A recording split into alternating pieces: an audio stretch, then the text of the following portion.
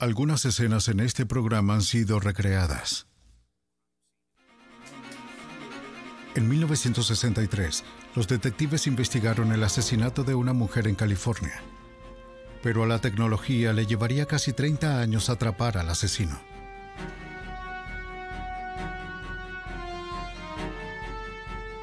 Una bolsa de basura es la única pista que tienen los detectives sobre la identidad de un asesino en serie. Hasta ahora su búsqueda ha encontrado solo fracasos. Pero una nueva tecnología de huellas dactilares les dará una última oportunidad para encerrar al asesino. En una investigación de asesinato en Vermont, la policía tiene a un sospechoso. Ahora todo lo que necesitan es evidencia sólida para condenarle. El caso se basa en una sangrienta pero distorsionada huella de la palma en el arma homicida. En los casos que parecen no tener esperanza, la ciencia encuentra una solución en las marcas reveladoras del agarre mortal del asesino.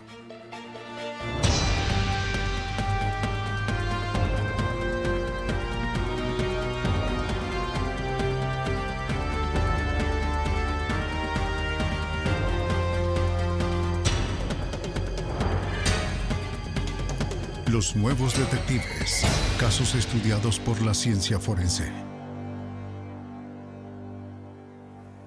Agarre mortal. En 1985, un asesino en serie andaba suelto en San Diego, California. El asesino buscaba a prostitutas y otras mujeres. Las violaba y asesinaba.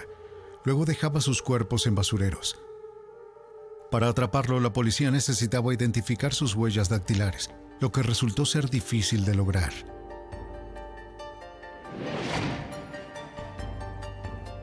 En la mañana del 9 de mayo de 1986, la policía respondió a una llamada informando de una mujer que fue encontrada en un lugar espantoso. La última víctima del asesino. Cuando llegaron, vieron un sitio que se había vuelto muy familiar. Un cuerpo en un contenedor de basura. Esta vez el asesino lo había envuelto en 2 bolsas unidas con cinta adhesiva. Después de desechar el cuerpo en el contenedor, lo cubrió con una manta. La policía interrogó a los vecinos para averiguar si habían visto a alguien sospechoso. Nadie había visto nada fuera de lo común. Detectives de homicidios fueron a la escena a investigar. Una unidad de emergencia llegó para recuperar el cuerpo.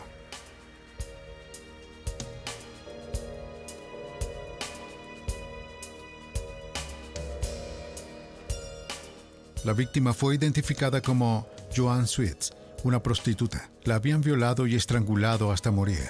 Varias de sus costillas estaban rotas. Esa era la tarjeta de presentación del asesino en serie. ¿El asesino eludiría a la policía de nuevo? Sería un caso difícil de resolver.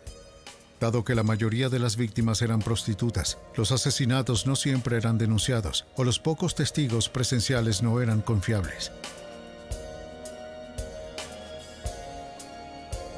Pero esta vez los detectives pudieron levantar una huella dactilar del contenedor de basura. El detective Dan Hatfield formaba parte de un grupo de trabajo que trataría de detener la horrible ola de asesinatos antes de que la situación empeorara. El grupo de trabajo estaba compuesto por detectives del Departamento de la Policía de San Diego, el Departamento del Sheriff y la Oficina del Fiscal del Distrito. Principalmente todo el enfoque estaba en investigar a las mujeres que fueron encontradas asesinadas aquí en la ciudad. Hubo aproximadamente de 35 a 40 casos sin resolver. El caso de Joanne Sweets era el más reciente. Con un poco de suerte sería el último. Los detectives creían que el asesino vivía o trabajaba en el vecindario. Otros 2 cuerpos de prostitutas también fueron descubiertos en basureros cercanos. Varios meses antes, tuvimos a Tara Simpson, que fue hallada en el otro contenedor de basura adyacente al caso de Joanne Sweets. El contenedor de basura estaba ubicado en la T del callejón. A primera hora de la mañana, llamaron a la policía aquí. Encontraron el contenedor de basura completamente envuelto. El departamento de bomberos se percata que hay una mujer allí y que está gravemente quemada. Se perdió mucha evidencia debido al hecho de que ella se quemó gravemente. Varios meses después de que el cuerpo de Tara Simpson fuera encontrado aquí, subimos varias cuadras por el mismo callejón en el otro contenedor de basura donde se encontró el cuerpo de Trina Carpenter. Ella también había sido estrangulada, estaba envuelta en una bolsa de lona verde en ese momento. Hatfield estaba seguro de que el mismo hombre estaba detrás de la muerte de todas las mujeres, pero la investigación no reveló sospechosos. Una búsqueda manual de huellas dactilares en los archivos de la policía no arrojó coincidencias con la huella hallada en el contenedor donde estaba el cuerpo de Sweets. Quien dejó la huella no tenía antecedentes penales. El caso quedó sin resolver. 3 años más tarde, la experta en huellas digitales, Diane Donnelly, se unió al grupo de trabajo para colaborar en el caso de Joanne Sweets. Me asignaron este caso en 1989 a petición del Departamento de Homicidios, y este es uno de los casos en los que pidieron regresar y reexaminar algunas de las pruebas, para ver si hay algo más que se pueda hacer en este momento. Ella supo que los expertos en huellas dactilares ya habían intentado usar una sustancia química llamada violeta de genciana para sacar huellas de la cinta adhesiva que sostenía las bolsas de basura alrededor del cuerpo. El proceso puede exponer huellas dactilares dejadas en superficies pegajosas. Cuando un dedo toca el lado adhesivo de la cinta y se retira, las células de la piel quedan en la cinta. La violeta de genciana tiñe esas células, revelando la impresión. El experto repitió el proceso una y otra vez, pero no pudo levantar una sola huella.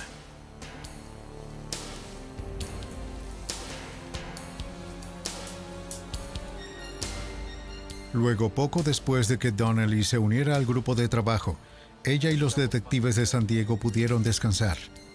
Decidieron hacer otro intento de identificar la impresión desde el contenedor de basura utilizando un nuevo sistema computarizado de comparación de huellas dactilares.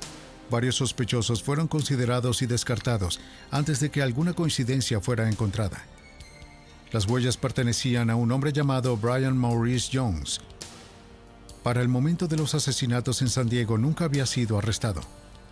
Jones estaba pagando condena por violación, robo y secuestro de una prostituta unos años antes. Se convirtió en el principal sospechoso en el asesinato de Joanne Sweets.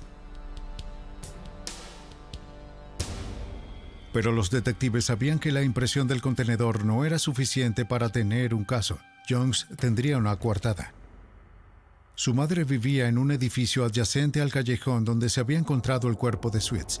Se podría suponer lógicamente que su coartada sería que había sacado la basura de la casa de su madre, así que necesitábamos algo más concreto. El clavo proverbial en el ataúd que lo vincularía a este asesinato y a otros asesinatos en San Diego. Incluso sin una impresión, Dan Hatfield tenía el fuerte presentimiento de que Jones había asesinado a Joanne Sweets y a las demás.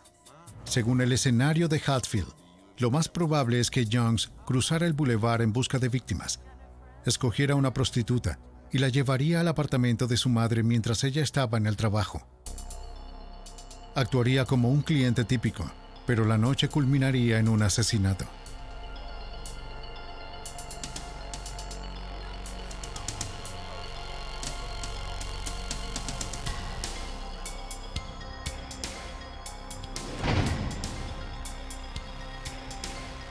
Después envolvía el cuerpo y se lo llevaba al basurero. Jones todavía estaba en prisión por delitos menores, pero sería elegible para libertad condicional en 10 años.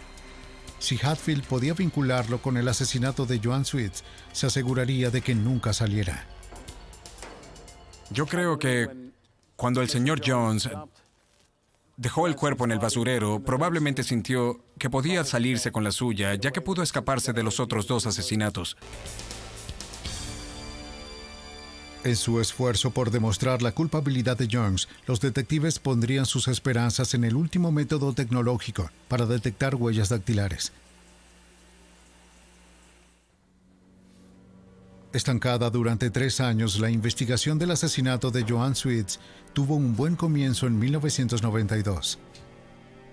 Los detectives se enfocaron una vez más en las bolsas de basura que el asesino usó para envolver a su víctima. 6 años antes no se encontraron huellas en las bolsas.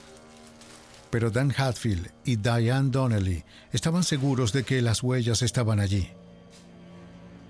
En el momento en que estaba investigando estos casos, tuve la sensación de que en realidad había huellas latentes en las bolsas de basura. Simplemente no estábamos usando la técnica correcta. Estuve investigando, hablé con el FBI. Lo que me dijeron es que había una técnica que se estaba utilizando en Inglaterra y también en Canadá con la Real Policía Montada de Canadá. Una técnica llamada deposición de metal al vacío. En ese momento llamé a Canadá. Descubrí que, de hecho, estaban usando esta técnica para extraer impresiones latentes de plástico y que estaban más que felices de ayudarnos en el caso. Donnelly llevó la evidencia a los laboratorios de la Real Policía Montada de Canadá en Ottawa. Tenía esperanza, pero las huellas tenían 6 años. ¿Se habrían degradado demasiado para que el proceso funcione? Estaban muy contentos y dispuestos a ayudarme en este asunto, pero no eran demasiado optimistas en cuanto a encontrar huellas identificables. El proceso conocido como deposición de metales al vacío se desarrolló en los Estados Unidos, pero la mayoría de las jurisdicciones no tienen el dinero para utilizarlo. Se utiliza más ampliamente en Europa y Canadá. Su principal aplicación es sobre plásticos. Pero para el experto en huellas dactilares Pat Laternus, de la Real Policía Montada de Canadá, es un proceso versátil que funciona cuando todas las demás técnicas han fallado. Es posible obtener impresiones de artículos tales como papel de revistas, toallas de papel, pañuelos de papel, impresiones muy finas. Tiene una aplicación limitada en algunos de sus usos. Pero en realidad, cuando no hay otra forma de hacerlo, funciona. Si tomamos la mejor exposición, la mejor muestra de plástico sólido, es cuestión de mantenerla limpia y luego colocarla dentro del portaherramientas de la cámara. Manejando la evidencia con cuidado, Laternus la coloca en la cámara. Unos pocos miligramos de oro se depositan en un elemento calefactor.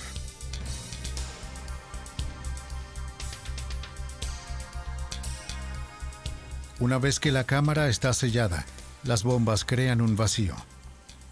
Una vez dentro del vacío, la fuente de oro se calienta y el calor está derritiendo el metal, que casi licuaría o herviría. Esto se puede comparar con el vapor cuando sube directamente hasta llegar a un punto donde se condensa en la superficie.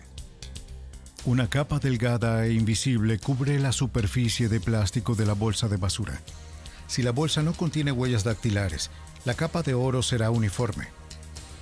Pero si hay huellas dactilares, el oro se hundirá en ellas, dejando sin cubrir las crestas oleosas de la impresión.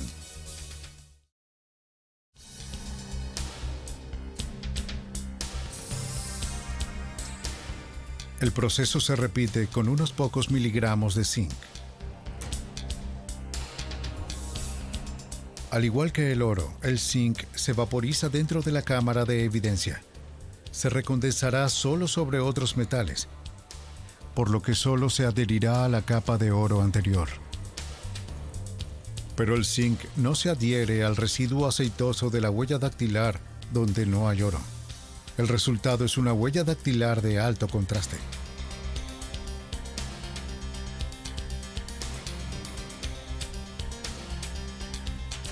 Las bolsas se sacaron de la cámara y se inspeccionaron.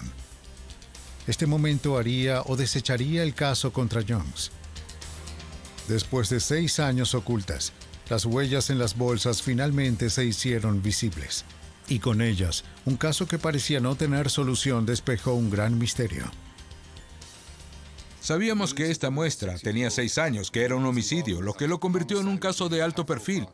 Y fue muy emocionante ver las huellas cuando las sacamos de la cámara. Las impresiones latentes encontradas en las bolsas de basura coincidían con las huellas de Brian Maurice Jones. El proceso de deposición de metales al vacío permitió a Hatfield y Donnelly conectarlo con el asesinato. El clavo en el ataúd era, de hecho, las huellas latentes que se tomaron de las bolsas de basura y que volvieron a coincidir con Brian Jones, sin lugar a dudas. No había manera de que él refutara el hecho de que estas eran las huellas de alguien más. Ese fue el clavo en el ataúd, en lo que a mí respecta. En 1996, el estado de California juzgó a Brian Morris Jones por el asesinato de Joanne Sweets y varios delitos relacionados. Fue juzgado y condenado a muerte. Los avances en la ciencia de la detección de huellas dactilares habían resuelto un caso que parecía casi imposible. Me siento muy bien al respecto. El hecho de que a pesar de que estas víctimas eran prostitutas, también eran personas. Y creo que con su condena, creo que tuvieron su día en la corte. Y se hizo justicia. El proceso de deposición al vacío reveló las huellas dactilares de Brian Jones y logró su aprehensión. Pero fue una computadora lo que lo identificó por primera vez. En otro caso de California, los detectives utilizaron la tecnología informática para perseguir a un asesino durante 3 décadas.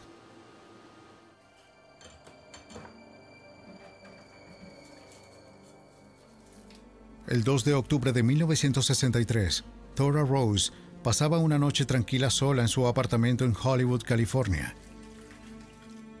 Ella había alquilado el apartamento apenas un mes antes, después de separarse de su esposo, y se estaba adaptando lentamente a la vida por su cuenta. Rose trabajaba como camarera y se mantuvo principalmente por sí misma en su tiempo libre.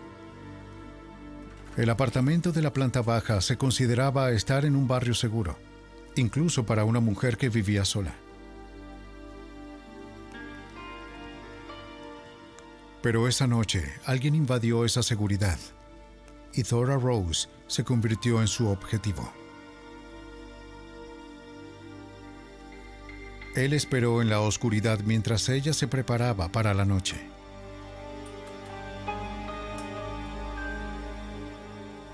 Cuando sus luces se apagaron, él hizo su movimiento.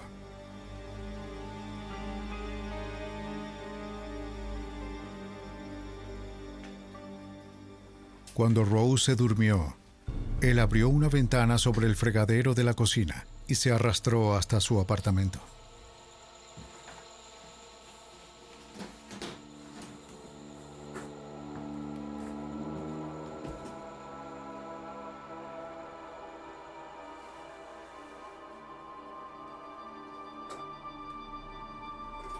Una vez adentro, se deslizó a través de la cocina y luego hacia el dormitorio.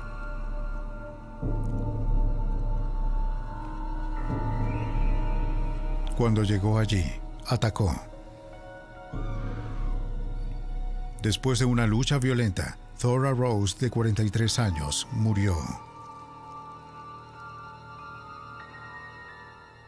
Cuando Rose no vino al trabajo al día siguiente, su empleador la llamó por teléfono, pero no obtuvo respuesta. Preocupado, llamó a la policía.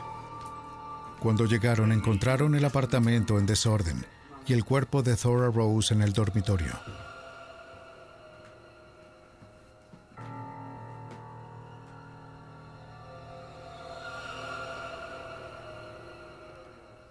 La policía interrogó a los vecinos, pero nadie había visto a nadie entrar o salir del apartamento de Rose. ¿Notó algo extraño?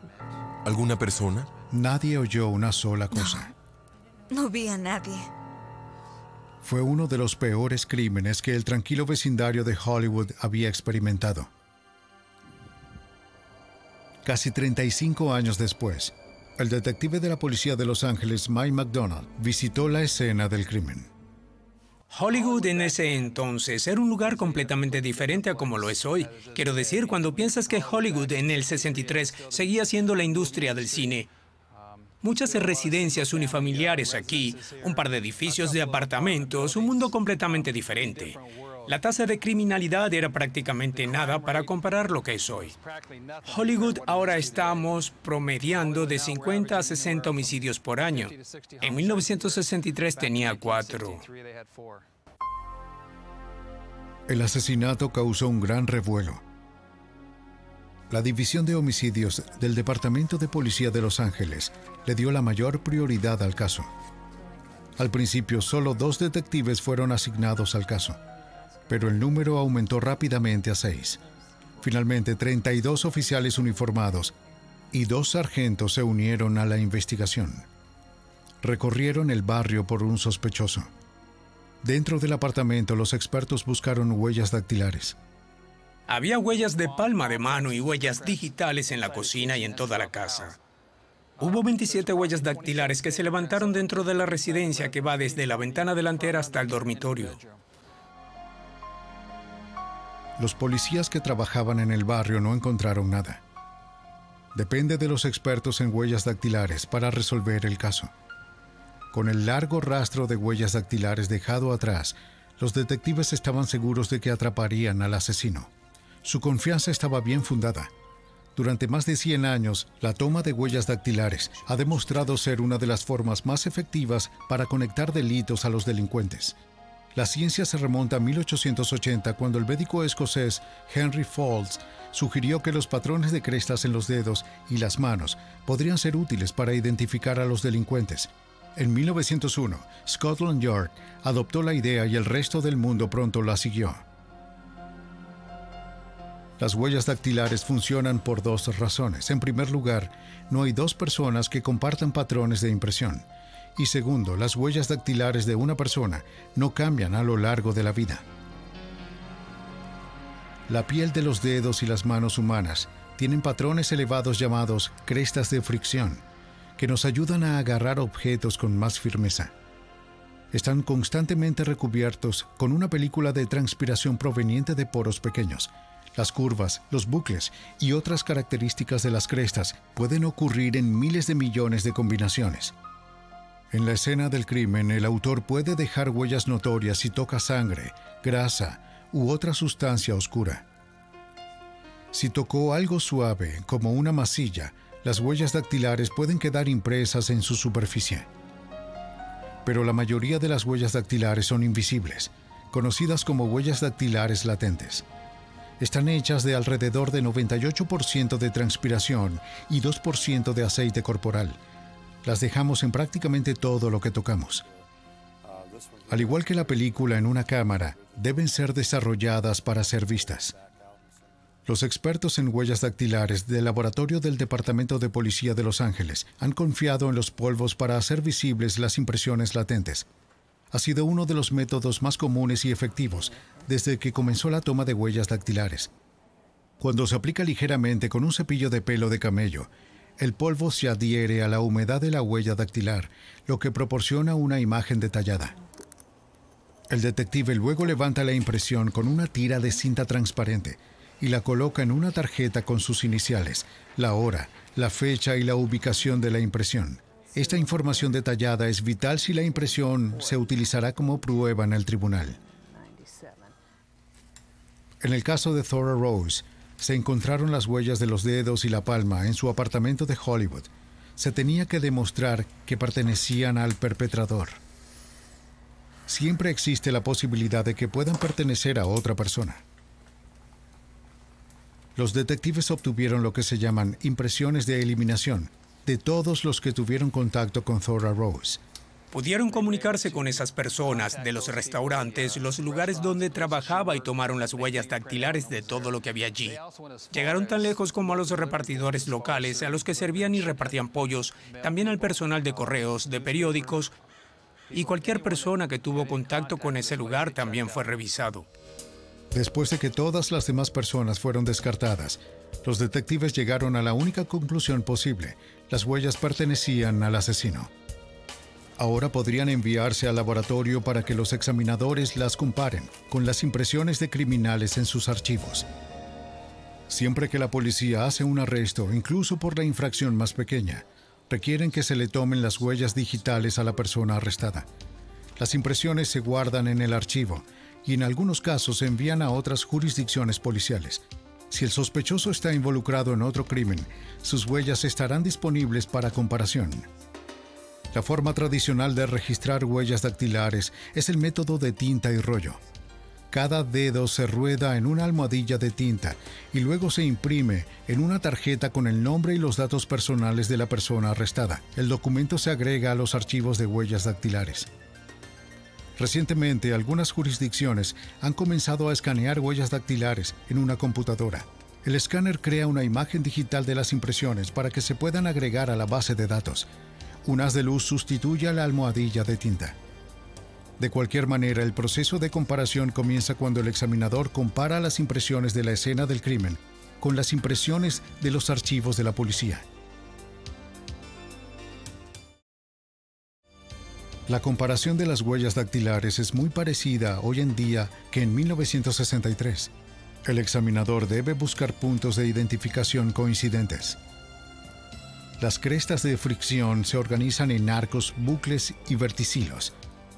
A veces terminan abruptamente, a veces se dividen en dos. El examinador considera todos estos patrones al hacer una identificación. Si coinciden suficientes, entonces puede estar seguro de que está viendo las huellas de la misma persona. En el caso de Thora Rose, los detectives de Los Ángeles revisaron todas las huellas digitales en sus archivos. Cuando ninguno coincidió, enviaron un detective a la capital del estado en Sacramento para expandir la búsqueda en todo el estado. Recorrió cada archivo mirando las asombrosas 30,000 huellas dactilares. El trabajo tomó meses. Pero aún así, nada coincide. Quiere decir que llega a un punto que ponen un increíble número de horas de trabajo en este caso, e incluso con todo lo que han hecho, lo que probablemente sea mucho más de lo que podríamos hacer hoy con nuestros crímenes y todavía no se llegó a nada. A pesar de que el asesino había dejado muchas huellas dactilares, los detectives no podían hacerlos coincidir con nadie con antecedentes policiales. El caso no fue resuelto. El caso fue archivado.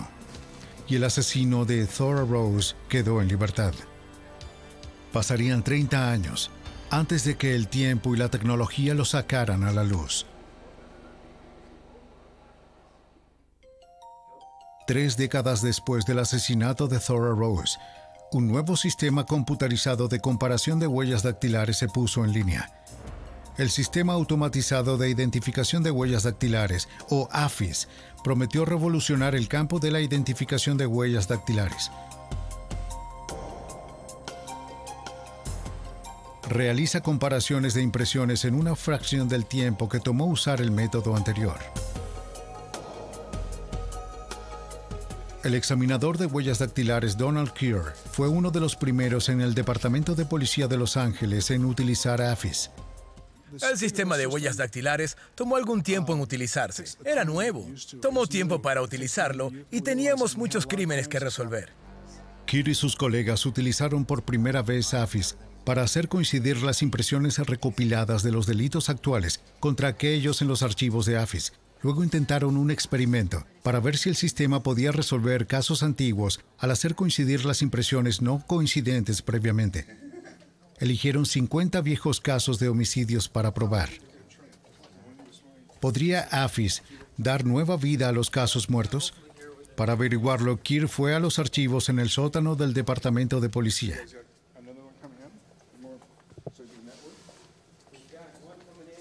Allí, bajo el polvo de 30 años o más, había estantes llenos de viejos archivos de huellas dactilares. Fueron reunidos de toda clase de crímenes. Algunos resueltos, otros no. Uno de los archivos que sacó contenía huellas del asesinato de Thora Rose. Fue el caso más antiguo seleccionado. La posibilidad de encontrar a un sospechoso después de casi 30 años parecía remota. Pero con millones de impresiones agregadas a los archivos policiales desde 1963 y la capacidad del sistema AFIS para compararlas a la velocidad del rayo, los detectives tuvieron un atisbo de esperanza. Pero primero tenían que prepararse las huellas del caso de Rose. Antes de que AFIS pueda reconocer cualquier huella dactilar, un examinador debe fotografiarla en 5 veces su tamaño normal. En contraste con las impresiones tomadas de un sospechoso en la estación de policía, las crestas y los patrones de la mayoría de las impresiones de una escena del crimen son débiles e indistintas. El examinador debe mejorar cuidadosamente el patrón en el papel de calco. De lo contrario, el escáner de la computadora no podrá leerlo. Cualquier lugar donde lo coloque en bucle es donde termina una cresta en el patrón de huellas dactilares. Y queremos asegurarnos de que sean realmente claros, porque eso es lo que la computadora usa para una búsqueda. Se llaman minucias o características. Lo reviso con frecuencia para ver si me estoy perdiendo algo. Repaso lo que he estado haciendo aquí.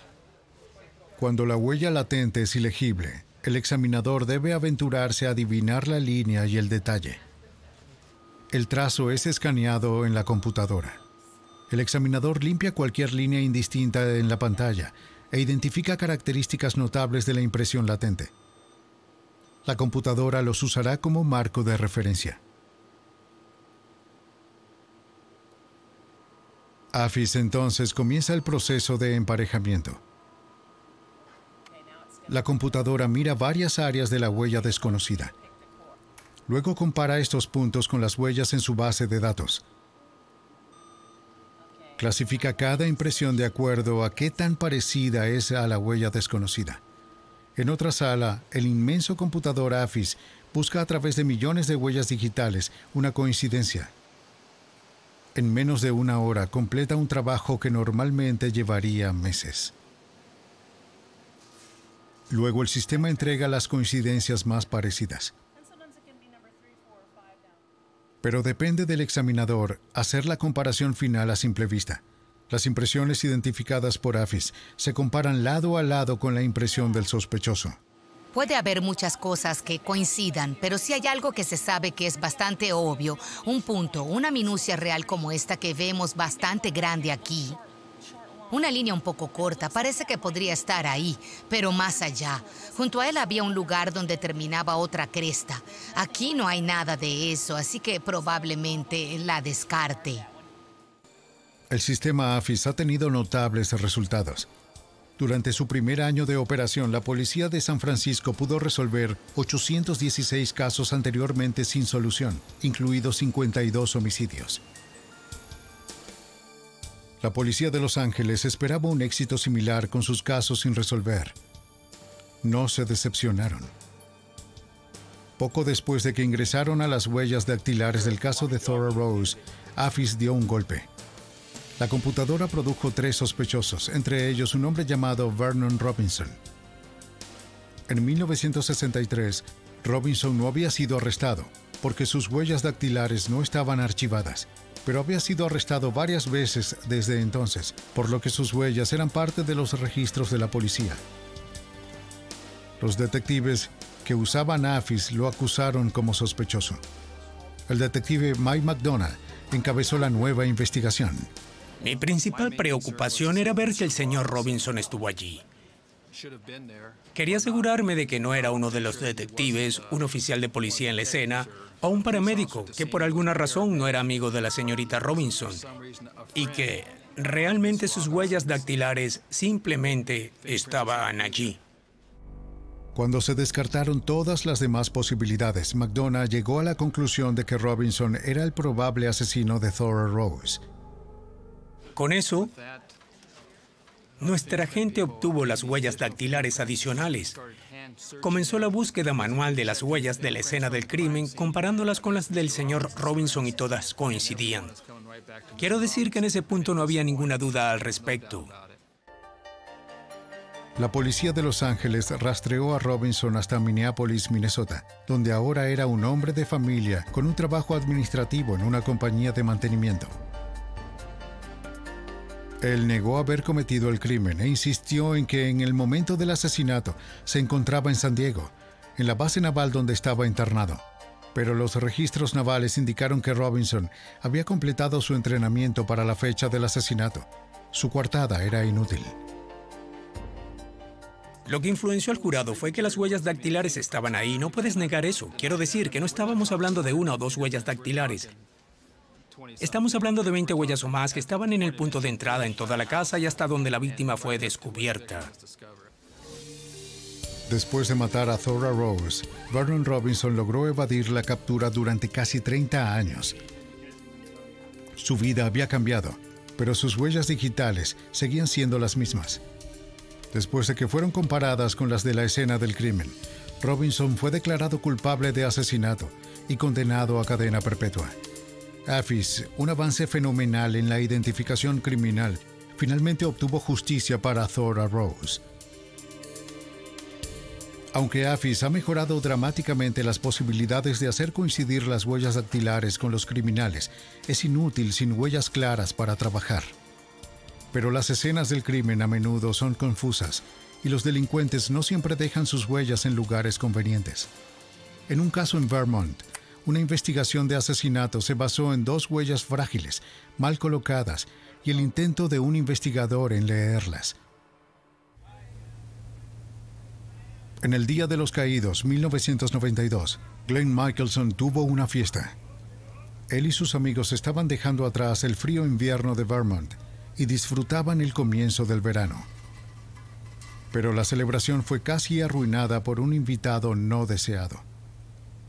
Cuando la fiesta estaba terminando, él trató de irse en el auto de Michelson con uno de los barriles de cerveza. Pero 3 de los amigos de Michelson lo atraparon en el acto. Lo persiguieron fuera de la propiedad y recuperaron el barril.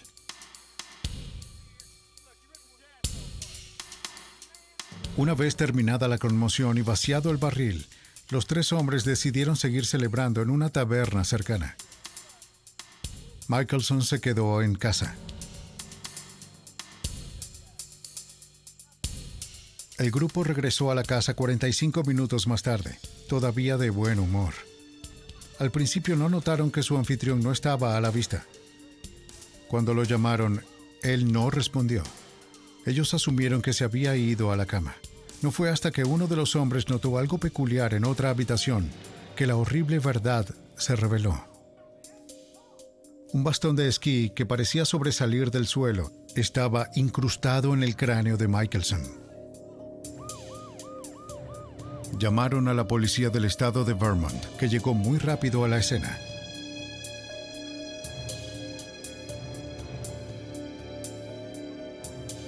Los amigos de Michelson no podían creer que el amigo con el que se habían reído hacía unas horas, ahora yacía muerto.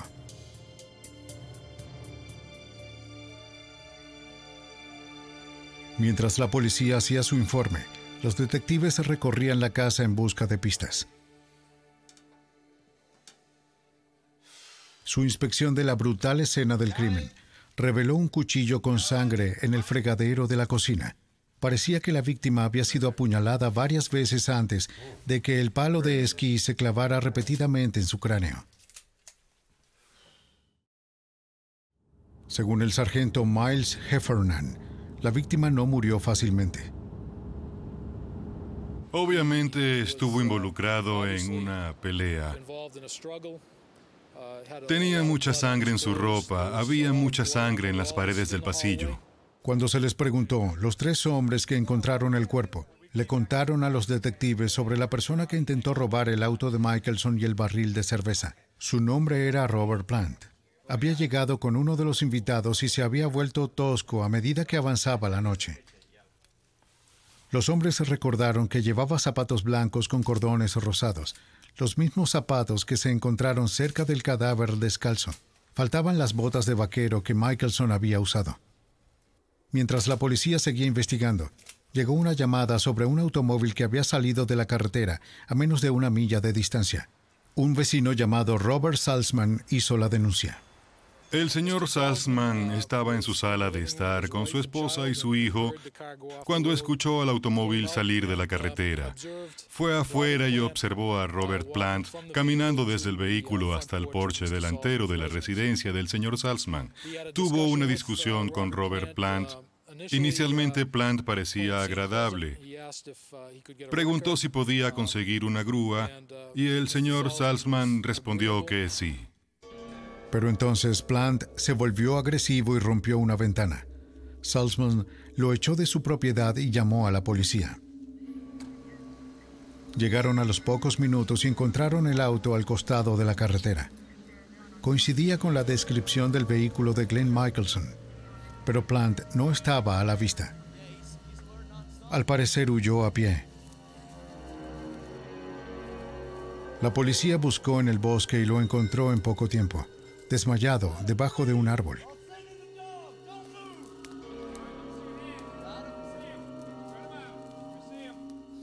En sus pies estaban las botas de vaquero de Michelson.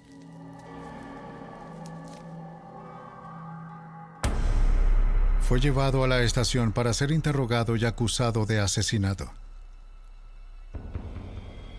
A simple vista parecía que Heffernan tenía un caso sólido y fácil en su contra. Pero Plant negó el crimen y la policía no tenía testigos oculares. Teóricamente, Plant podría afirmar que había robado los bienes de Michelson después de que otra persona cometió el asesinato. Los detectives intentaron reforzar su caso circunstancial con evidencia forense. Las huellas dactilares de Plant. Sabían que las impresiones levantadas de paredes, lavamanos y cajones tenían poco valor, ya que Plant había sido un invitado en la fiesta de Michelson. Pero encontraron huellas sangrientas en la empuñadura del palo de esquí y en el marco de una puerta. Si estas huellas pudieran identificarse como las de Robert Plant, la policía podría resolver el caso. Para ayudarlo a hacer la identificación, Heffernan llamó al experto en huellas digitales John Creighton, del Laboratorio Forense del Departamento de Seguridad Pública de Vermont. Debido a que las huellas estaban grabadas en la sangre seca de la víctima, eran extremadamente incriminatorias y extremadamente frágiles. Los métodos tradicionales de espolvorear no serían efectivos. Afortunadamente, Creighton tiene un arsenal bien abastecido con los medios para recuperar huellas difíciles. La forma en que se levanta una huella depende del tipo de superficie en la que se encuentre. Básicamente hay dos tipos diferentes de evidencias que llegan al laboratorio para la toma de huellas dactilares. Está la evidencia porosa y no porosa. La evidencia porosa son papeles, cartones, cosas de esa naturaleza. La evidencia no porosa es madera, plásticos, metal, vidrio. Por lo tanto, dependiendo de qué tipo de evidencia sea, determinará qué tipo de examen se hace. El papel y otras superficies porosas no dejan humedad para que los polvos se adhieran. Un método clásico para levantar impresiones de estas superficies es el ahumado de yodo. Los cristales de yodo se colocan dentro de un tubo de vidrio.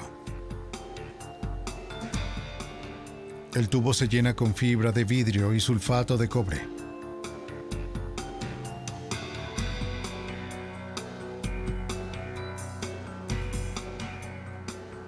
El aliento que pasa a través de los cristales los calienta, creando humos. Cuando los vapores alcanzan las huellas dactilares, el yodo reacciona con los aceites grasos, haciéndolos visibles. Un inconveniente de este método es que las impresiones desaparecen en aproximadamente 20 minutos cuando el yodo se evapora. Deben ser fotografiadas después de echar humo, para que la policía tenga un registro de ellas. Otra forma de encontrar huellas dactilares en un papel es rociar la superficie con un químico llamado ninhidrina. La ninhidrina es un spray o un compuesto que reacciona con los aminoácidos presentes en la transpiración depositadas en los espacios de las huellas. La ninhidrina se rocía en el material poroso y luego se cataliza. La reacción se cataliza aplicando calor y grasa, generalmente con una plancha. Esto revela la huella más rápidamente, o de lo contrario, tendríamos que esperar de 24 a 72 horas para que aparezca por sí sola. Debido a que los aminoácidos en las huellas dactilares tardan mucho tiempo en desaparecer, la ninhidrina se ha utilizado para revelar huellas latentes de hasta 15 años. El superpegamento también se ha convertido en un elemento básico de los examinadores de huellas dactilares, técnicamente llamado éster de cianoacrilato. Se usa en superficies no porosas, como el plástico, donde las impresiones frágiles podrían ser fácilmente eliminadas cuando se aplican polvos. El superpegamento se usa a menudo para desarrollar impresiones dentro de un automóvil. El pegamento se vierte en un recipiente pequeño y se calienta. El auto está bien cerrado. A medida que se calienta el superpegamento, sus humos se adhieren a la humedad de las huellas dactilares latentes y las fijan en su lugar. El examinador puede utilizar los polvos tradicionales sin el peligro de destruir la impresión. El caso de Glenn Michelson plantea un conjunto diferente de problemas. la huella sangrienta del pulgar en el marco de la puerta, cerca del cuerpo de la víctima, era apenas visible y demasiado delicada para levantarla. Creighton pidió a los detectives que retiraran la sección del marco de la puerta que llevaba la impresión y se la enviaran para que pudiera examinarla en un entorno más controlado. El trabajo de Creighton era hacer que la huella en el marco de la puerta fuera distintiva sin arruinarla. Entonces podría compararla con la de Robert Plant. Primero tomó fotografías para tener un registro de las pruebas antes del procedimiento. ¿Quieres documentar cualquier impresión visible en el elemento antes de realizar algún proceso, ya sea físico o químico? Entonces, una vez que hayas hecho eso y hayas recuperado las fotografías de ese elemento con la latente visible, pasarás al siguiente paso, que sería algún tipo de mejora química o física dependiendo del tipo de evidencia. Creighton roció el marco de la puerta con una mancha llamada amido black. El químico reacciona con la sangre, oscureciendo la impresión y facilitando su identificación. El amido black es una tinta de proteínas. Mancha la proteína que se encuentra dentro de la propia sangre. Entonces, cuando las crestas o el contorno de la impresión en el dedo se depositen en la sangre, el amido black hará que la impresión sea más oscura. Le permite tener más contraste con el fondo. Las huellas dactilares sangrientas son muy frágiles en la mayoría de los casos, por lo que no se pueden levantar con cintas sin destruirlas, incluso después de que se hayan desarrollado con amido. En su lugar, Creighton fotografió la impresión mejorada. Cuando la comparó con la de Plant, coincidió. Pero Plant pudo haber tocado el marco de la puerta manchada de sangre después de que otra persona cometiera el crimen. Y la evidencia contra Plant debe convencer a un jurado de su culpabilidad más allá de una duda razonable. La evidencia irrefutable en el asesinato de Glenn Michelson aún no había sido procesada. Glenn Michelson había sido víctima de un asesinato horrible. Un palo de esquí atravesado en su cráneo. Robert Plant era el principal sospechoso, pero ¿podrían los detectives vincularlo con el crimen? La respuesta se encontraba en una sangrienta huella de la palma de la mano que quedaba en el agarre del arma. Para identificar la huella, John Creighton necesitaba fotografiarla. Primero tendría que hacerla más visible. Eso fue más fácil decirlo que hacerlo. El gran dilema era que se trataba de una empuñadura de palo de esquí negra y una impresión de sangre marrón rojiza oscura que se depositó en eso. Ahora, lo que tenía que hacer era mejorar el contraste, ya sea aclarando el fondo de la empuñadura del palo de esquí negro o aclarando la impresión de sangre en sí. Creighton iluminó la impresión con un Polylight, una lámpara que puede proyectar un amplio espectro de longitudes de onda. La luz produjo suficiente contraste para fotografiar la huella. Pero Creighton se enfrentó a un segundo problema. La curvatura de la empuñadura evitó que la lente de la cámara mantuviera enfocada toda la huella. Tuve que seguir girando la empuñadura del bastón de esquí para obtener suficientes características dentro del área del patrón o dentro de la huella latente que me diera suficiente información para hacer una identificación. Al manipular la empuñadura, Creighton pudo obtener una fotografía clara de la huella. Una vez procesado, comparó la huella con la de Plant. Coincidieron. Creighton había colocado el arma homicida firmemente en la mano de Plant. Los eventos de las últimas horas de Glenn Michelson ahora tenían sentido. Los detectives creen que después de ser expulsado de la propiedad de Michelson, Plant se escondió en la oscuridad y esperó la oportunidad de volver a la casa. Una vez que los invitados se fueron, vio su oportunidad y actuó.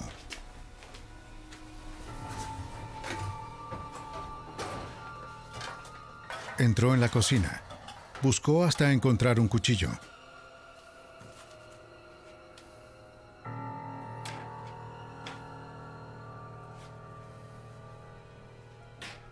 Cuando entró en el pasillo, Michelson lo vio. Los dos hombres lucharon, pero Plant tenía la fatal ventaja. Apuñaló a Michelson repetidamente hasta que derribó a la víctima. Le quitó las botas a Michelson y se las puso en sus propios pies. Entonces se dio cuenta de que su víctima no estaba muerta.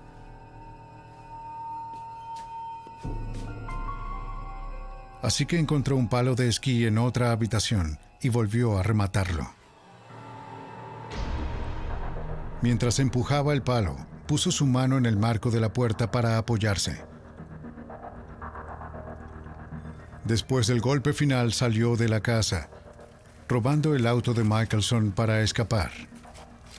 Pero solo logró recorrer 1 milla antes de salir de la carretera.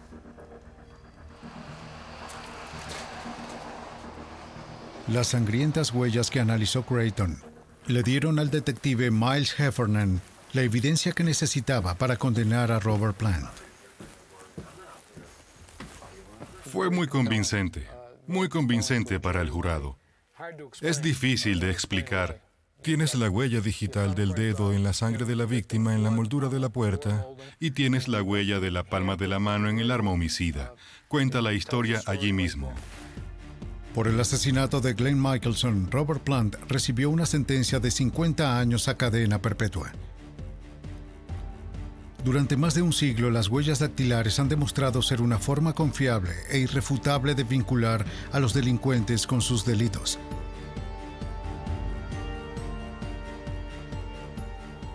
En el próximo siglo, su papel aumentará a medida que los científicos mejoren las formas de recuperarlos.